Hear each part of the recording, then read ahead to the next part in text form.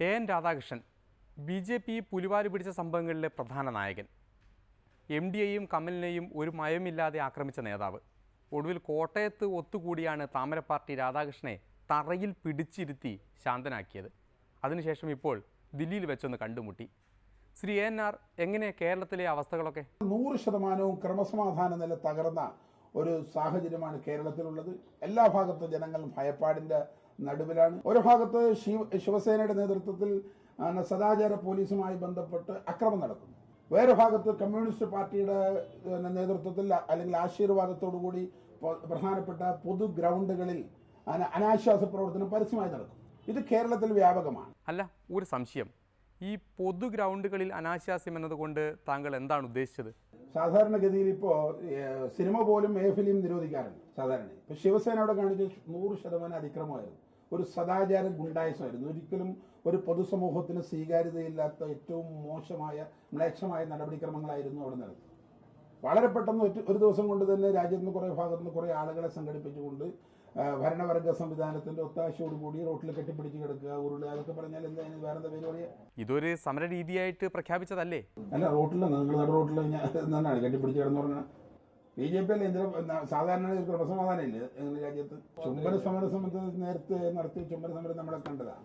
അവരൊക്കെ അതിന്റെ ഏജന്റുമാരായിരുന്നു. നേരത്തെ നടത്തിയ ചുംബന സമരമൊക്കെ നേരത്തെ ഏജന്റുമാരാണ്. ഇനി പുതിയ ഏജന്റുമാരെ റിക്രൂട്ട് ചെയ്യാനുള്ള പരിപാടിയാണെന്ന് എനിക്കറിയില്ല. അല്ല, അതിനുള്ള സ്വാതന്ത്ര്യം അവർക്കില്ലേ?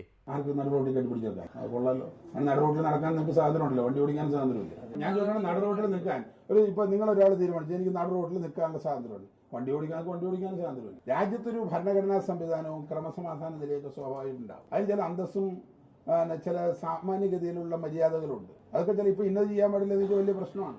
ഒരാളെ കണ്ടാൽ വേറെ ആളെ എഴുന്നേക്കേണ്ടത് അതുപോലെ നിയമമൊന്നും അടിസ്ഥാനിക്കുന്ന സ്വാഭാവികമായി ചെയ്യുന്ന പ്രക്രിയയാണ്. കുടുംബമായിട്ട് നമ്മൾ ജീവിക്കുന്ന ആളാണ്, ഞങ്ങളെ കുടുംബമായിട്ട് ജീവിക്കുന്നതാണ്. ആ നിലപാട് ഞാൻ പറഞ്ഞു. കൊച്ചിയിൽ ശിവസേനക്കാർ ചൂരിലെടുത്തപ്പോൾ കോഴിക്കോട് ഡൗൺ ടൗണിൽ നിങ്ങളുടെ പാർട്ടിയും അക്രമം അഴിച്ചു വിട്ടില്ലേ? അപ്പോൾ ഓരോ സ്ഥലത്ത് ഓരോ നിലപാടാണോ മിസ്റ്റർ ANR? BJP ഒന്നൊരു കാര്യം ചെയ്തിട്ടില്ല. BJPയെ സംബന്ധിച്ചിടത്തോളം വളരെ പക്വമാർന്ന സത്യസന്ധമായ സമീപനം.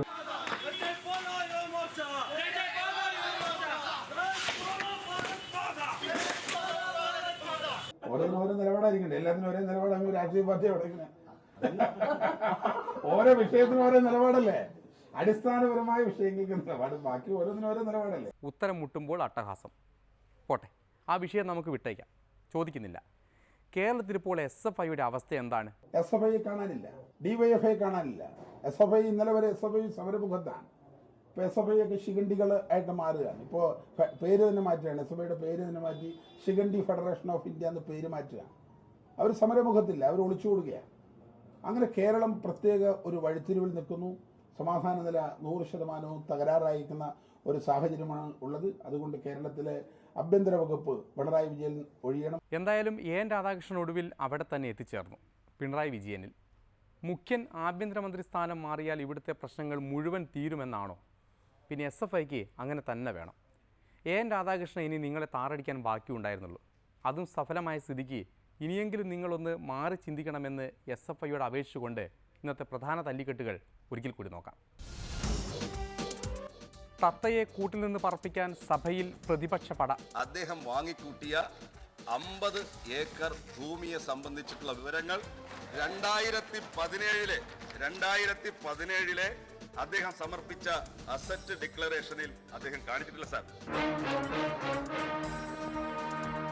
തത്തയെയും കൂടിനെയും മുറുക്കെ പിടിച്ച് പിണറായി മുഖ്യൻ. ആ കട്ടില് കണ്ട് പനിക്കണ്ടാത്ത മനക്കലെ തത്തേ മരക്കുട തത്തേ. കാട്ടാന ശല്യം കൊണ്ട് മണിയാശാന് ഉറങ്ങാൻ പറ്റുന്നില്ലെന്ന് S. രാജേന്ദ്രൻ MLA. നമ്മുടെ ബഹുമാനപ്പെട്ട വൈദ്യുതി വകുപ്പ് മന്ത്രിക്കാണെങ്കിൽ ഇപ്പോൾ ഒരു മാസമായി ഉറക്കമില്ല സാർ. അവിടെ ആനയുടെ ശല്യം ഭയങ്കരമാണ് സാർ. ആനകൾ നാട്ടിലിറങ്ങാതിരിക്കാനുള്ള വിദ്യ താൻ പറഞ്ഞു തരാമെന്ന് തിരുവഞ്ചൂർ. അപ്പൊ ആനയ്ക്ക് ഇവിടെ റെപ്രസെന്റേഷൻ ഇല്ലാത്തത് കൊണ്ട് ആനയുടെ പ്രയാസം ആർക്ക് പറയാൻ പറ്റും? സാർ, ഇവിടെ നല്ല ചക്കപ്പഴമുണ്ട്, ആന ഇറങ്ങും.